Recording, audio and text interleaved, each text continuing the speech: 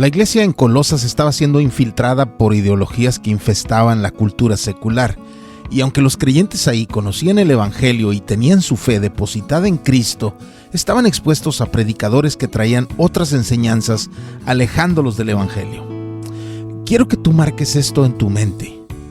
Cuando alguien te diga que el Evangelio es solo lo básico de la vida en Cristo y que hay asuntos más profundos o revelaciones poderosas, más nuevas o importantes, que hay nuevas dimensiones, revelaciones frescas, estás escuchando la voz de un lobo que te seduce con experiencias, con conocimiento reservado o cualquier cosa que apele a nuestra vieja naturaleza.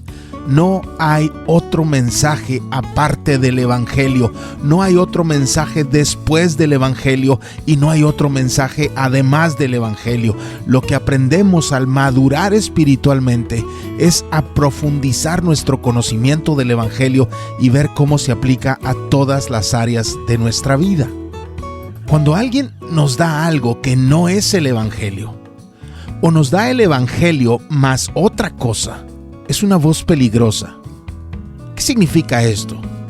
Que la obra de Cristo, la persona de Cristo, la fe en Cristo y nuestro crecimiento en Cristo son los temas exclusivos de la iglesia. Exclusivos. Así que Pablo con Timoteo escribe a los de Colosas para afianzar eso. Y lo que leeremos en los siguientes 2 videos es el ribeye de la epístola y de toda la cristología bíblica. Nos anuncian al Cristo incomparable. Y quizás alguien me cuestione, ¿por qué ponerle un artículo? ¿Por qué el Cristo incomparable y no solo Cristo incomparable? Y es que, desgraciadamente, hay muchos Cristos. En Mateo y Marcos, el Señor dijo que se levantarían falsos Cristos, y Pablo le dijo a los de Corinto que hay algunos que predican a otro Jesús que el que él predica. Hablar de falsos cristos significa 2 cosas. Por un lado, están aquellos personajes mentirosos vendiéndose como si fueran el Cristo verdadero. Y por otro lado, están aquellos que enseñan falsas interpretaciones del mismo personaje, del personaje bíblico. Toman al Cristo de la palabra, pero lo reinterpretan según sus intereses. Hay aquellos para quienes Cristo es un líder o un activista o un docente o un comunicador o un humanista o un socialista o un anti-establishment o un filántropo, un senderista, un profeta, una idea, una evolución de la conciencia, un gurú, un mito, un producto comercial, un símbolo, un curandero, un consejero, un solucionador de problemas, etc. En estos cuantos versículos del video de hoy en el que sigue, podremos ver al Cristo de verdad y ver el lugar que ocupa ante nosotros, ante la creación y ante Dios. Estos versículos nos muestran al Cristo incomparable en todo su resplandor. Hay otros Cristos, pero el Cristo incomparable es aquel de quien predica Pablo. El Cristo incomparable es el que anuncia la Biblia. Pero aún con la palabra en mano, históricamente, Cristo ha sido centro de miles y miles y miles de discusiones al interior de la iglesia, que ha peleado consigo misma en guerras que desde cierta perspectiva la han dejado herida, dividida y debilitada. Pero desde otra perspectiva que comparto, la han depurado. Por eso los versículos de hoy son importantes de marcar y de regresar a ellos constantemente para verificar qué tan alineado está lo que creemos de Él con lo que aquí leemos. Y es bueno regresar a ellos también en nuestros momentos devocionales para saber que adoramos al Cristo de las Escrituras. Dejemos que la Biblia nos hable. Pero para apropiarnos mejor de la idea, retomemos la lectura desde el versículo 12 que ya leímos en el video anterior. Dando gracias al Padre, que nos ha capacitado para compartir la herencia de los santos en la luz. Y luego dice, porque Él, el Padre, nos libró. En griego es errízato, nos rescató. Cuando hago estas precisiones no es por presunción, es que el vocablo libró acepta la posibilidad de evitar algo. Nos libró en ese sentido puede significar que nos evitó caer en una tragedia, por ejemplo. Pero rescató implica que sí estuvimos en una situación trágica, no la evitamos, pero de ella fuimos rescatados. El Padre nos rescató de esa tragedia en donde estábamos, el dominio de las tinieblas. Éramos esclavos del pecado y de quien nos gobierna a través de él. Éramos seres caídos, éramos enemigos de Dios, éramos rebeldes a sus mandatos y estábamos ahí, incapaces de hacer algo para remediarlo por nosotros mismos. Pero cuando estábamos aplastados bajo el control de las tinieblas, su mano vino a nosotros y nos tomó y nos rescató y nos trasladó al reino de su Hijo amado. Así comenzó nuestra nueva vida. Fuimos rescatados de las tinieblas y trasladados al reino de Cristo. En Cristo tenemos redención. El verbo en griego está en presente indicativo que sitúa la acción en el momento en que se dice. Así que ni es tuvimos redención, ni es tendremos redención. Tenemos redención. Pero además está en modo activo, es decir, es un presente continuo. Así que 2000 años después, al nosotros leer esta carta, no leemos de un evento en el pasado, sino de uno que sigue activo. Tenemos redención. La palabra redención es una de mucho millaje en las iglesias, ¿no? En griego leemos apolítrosin. Es un término muy usual para esas épocas y también claramente entendido por los creyentes de ese entonces. Era una palabra que se usaba en el sentido de liberar a un prisionero, generalmente pagando su rescate. Eso es la redención. Cristo pagó para que tú y yo ya no fuéramos esclavos. Por eso Pablo dijo a los de Corinto, cuando les exhortaba a glorificar a Dios en su sexualidad, les dijo: porque han sido comprados por un precio, por tanto glorifiquen a Dios en su cuerpo y en su espíritu, los cuales son de Dios. Ese es un ejemplo muy claro del qué es la redención. Alguien pagó por nosotros para que ya no seamos esclavos. En Cristo tenemos redención. Y en griego antiguo no se usaban los dos puntos esos que tenemos en muchas versiones, pero los traductores quieren que entendamos lo que tener redención significa. En griego dice que fuimos dejados ir, que fuimos liberados de nuestros pecados. En Cristo tenemos redención, significa que al estar en Él, el pecado ya no tiene poder sobre nosotros. Nos tuvo que dejar ir, fuimos liberados por la obra de Cristo. Pablo dijo que fuimos rescatados de las tinieblas y trasladados al reino de Cristo, y luego comienza a describir ya no nuestra libertad, que es hermosa, sino a aquel que nos la dio, y el tono del escrito se vuelve sublime. Ya no ponemos atención a la culpa, pero tampoco nos quedamos absortos en la libertad que recibimos con todo lo hermoso que es ella. Pero ahora nuestra mirada, nuestra atención está en Cristo, que es la imagen del Dios invisible. Esa declaración es poderosa por sí misma, especialmente si conocemos lo que la Biblia enseña acerca de Dios. En Éxodo leemos que Dios dijo a Moisés que nadie podía verlo y seguir vivo. Y en Juan 4, el Señor le dijo a aquella mujer de Samaria que Dios es espíritu. Nuestros ojos, tan limitados, no pueden verle. Ni siquiera hay un lente capaz de detectarle. En los últimos 40 años el hombre ha sido capaz de desarrollar tanto la tecnología que ya podemos ver y ampliar muchas miles de veces, incluso las partículas más pequeñas que se conocen, pero aún no podemos asomarnos al mundo espiritual. El apóstol Juan dice estas palabras a poco de haber comenzado su escrito: nadie ha visto jamás a Dios. Pero luego nos agrega: el unigénito de Dios, que está en el seno del Padre. El Cristo incomparable, Él lo ha dado a conocer. Dios es invisible, pero el Logos que ya existía en el principio, el Logos que está con Dios y que es Dios, ese Logos que muchas versiones traducen verbo, se hizo carne y habitó entre nosotros y vimos su gloria. Y el mismo Juan dice en la primera de las cartas de Juan: Acerca del Logos dice lo que existía desde el principio, lo que hemos oído, lo que hemos visto con nuestros propios ojos, lo que hemos contemplado y lo que han tocado nuestras manos. Esto escribimos acerca del Logos de vida. Recuerda esto muy bien. Ten en mente este pasaje ahí en el fondo de tu mente, porque más al rato quizás sea importante. El Dios invisible se hizo visible en Cristo. En griego dice que Él es el ikon tu theou, el ikon, de donde viene el término ícono. Ikon en el griego clásico tiene que ver con teñir o con estampar algo, una imagen, un color, una forma que nos comunique algo, que represente algo. Es lo que en nuestro contexto sería algo así como una fotografía. Dios es invisible, pero se ha mostrado a través de Cristo.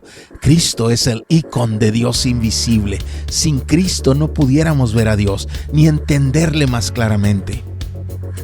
Pero había una filosofía que nació junto con la iglesia.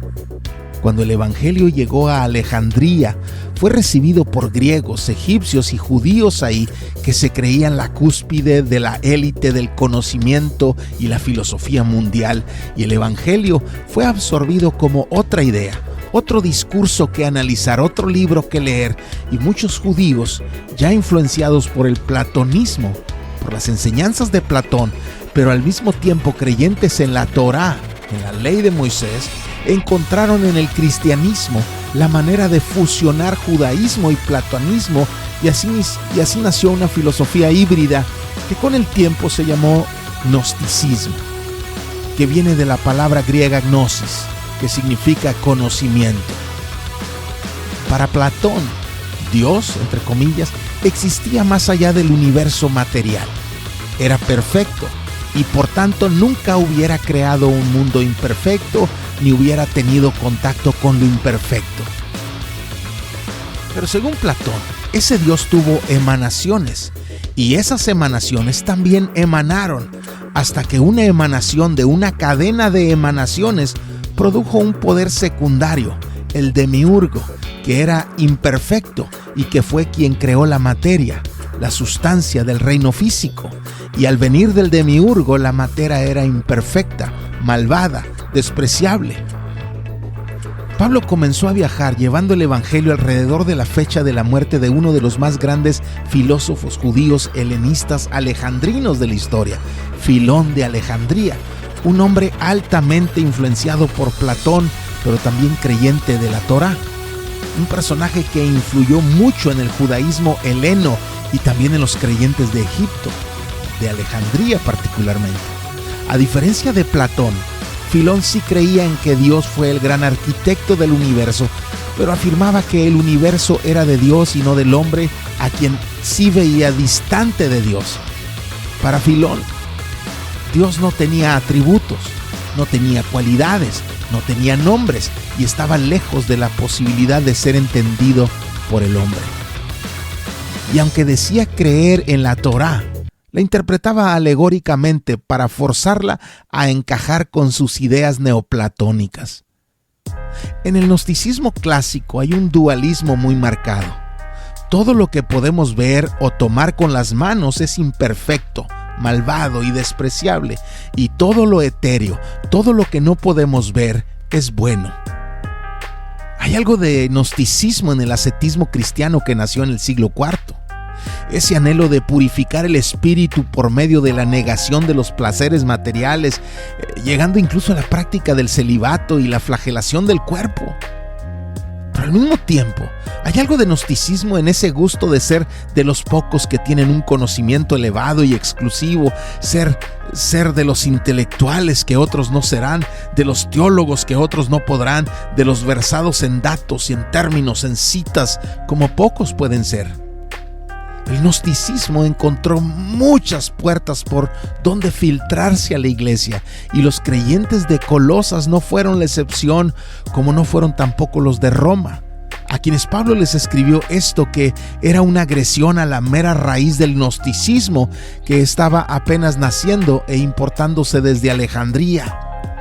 Pero si tú que llevas el nombre de judío y te apoyas en la ley, que te glorías en Dios y conoces su voluntad, que apruebas las cosas que son esenciales siendo instruido por la ley y te confías en que eres guía de los ciegos, que eres luz de los que están en tinieblas, que eres instructor de los necios, que eres maestro de los faltos de madurez, que tienes en la ley la expresión misma de la gnosis, así dice en el original, la expresión misma de la gnosis y de la verdad. Leo a Pablo y lo pienso diciendo con sarcasmo: oh, gnóstico, tú eres la élite del mundo, ¿no? Eres la voz que ellos necesitan. Eres lo que los salva, lo que los guía. ¿Qué haría el mundo sin ti? ¿Qué haría la iglesia sin ti? Ese dualismo en el que el espíritu y el intelecto humano son tan buenos como Dios es bueno y nuestro cuerpo es tan malo y despreciable como todo lo creado, abre caminos a ideas como que si atendemos lo no material, si buscamos sabiduría, virtudes y despreciamos los bienes y lo material, no necesitamos ser salvos porque ya somos buenos, porque buscamos lo etéreo y no lo perecedero, no lo material. Y también enseña que un Dios perfecto no pudo crear el universo material que era malo y despreciable, así que si hubo un creador, no pudo ser Dios. Tenía que ser el demiurgo.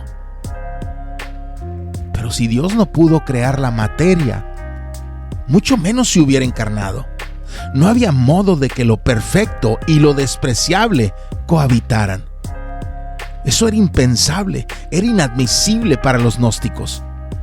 Así que para muchos de los primeros cristianos influenciados por el gnosticismo, Cristo era el demiurgo, una emanación menor, distante, corrupta, imperfecta. Y para otros de esos creyentes influenciados por el gnosticismo, pero que estaban convencidos que Jesucristo era Dios, ellos rechazaban la idea de que Él fuese el demiurgo. Pero también estaban en contra de la idea de que Dios se hizo carne y habitó entre nosotros. Ellos decían que Cristo era una epifanía divina, una manifestación visual de Dios, pero que nunca fue materia, que nunca se hizo carne, que todo fue solo apariencia. ¿Alcanzas a apreciar lo que Pablo está haciendo aquí? Pablo se para frente a esas enseñanzas y otras emanadas de otras religiones y filosofías antiguas y deja en claro quién es Jesucristo. Pero los enemigos de Cristo se valen de cualquier rendija, de cualquier oportunidad que tengan para distorsionar su imagen. Por eso muchos han usado esta frase para eso. Con esto como pretexto, enseñan a quienes desconocen la Biblia y les hacen creer que esto aquí significa que Cristo tuvo un principio, tuvo un origen, que Cristo fue lo primero en crearse. Insisten en explicar el sentido etimológico de la palabra, pero nunca explican que ese no es el único sentido en que se usa ese término en las Escrituras. Primogénito no siempre significa ser el primero cronológicamente, pero siempre significa preeminencia, superioridad en importancia. Y el mismo Pablo nos dice en qué sentido usa ese término. Quizás esto último se aclare más en el siguiente video, pero quiero recordarles que si la primogenitura fuese solo una etiqueta cronológica de quién nació primero, Jacob nunca pudo haberla comprado, ni Esaú pudo haberla vendido. Y esto aquí no es un evento aislado. Por ejemplo, en Primera de Crónicas leemos esto: los hijos de Rubén, primogénito de Israel, porque él era el primogénito, ponle atención a esto, él era el primogénito, mas como violó el hecho de su padre, sus derechos de primogenitura fueron dados a los hijos de José, hijo de Israel, y no fue contado por primogénito. Bien que Judá llegó a ser el mayor sobre sus hermanos y el príncipe de ellos, mas el derecho de primogenitura fue de José.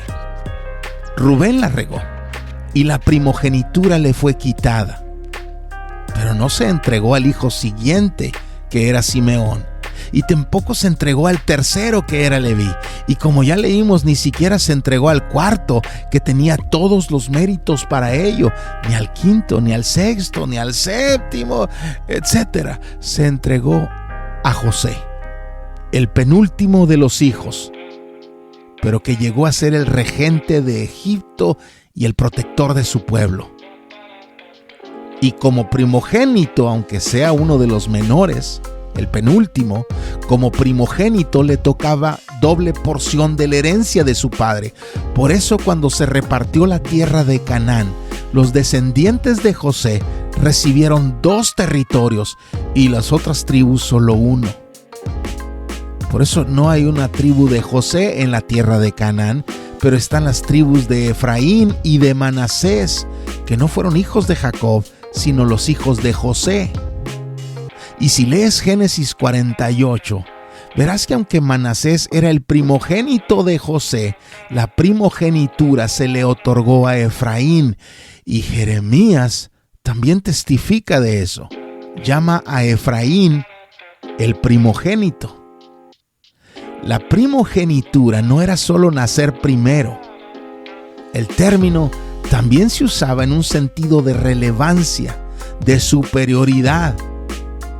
Se usó también de David, por ejemplo, que no era el mayor de sus hermanos. Así que decir que Cristo es el primogénito de la creación no significa que fue el primero de lo creado, sino que aunque se hizo parte de la creación, porque se hizo carne, es superior a la creación, es más importante que ella.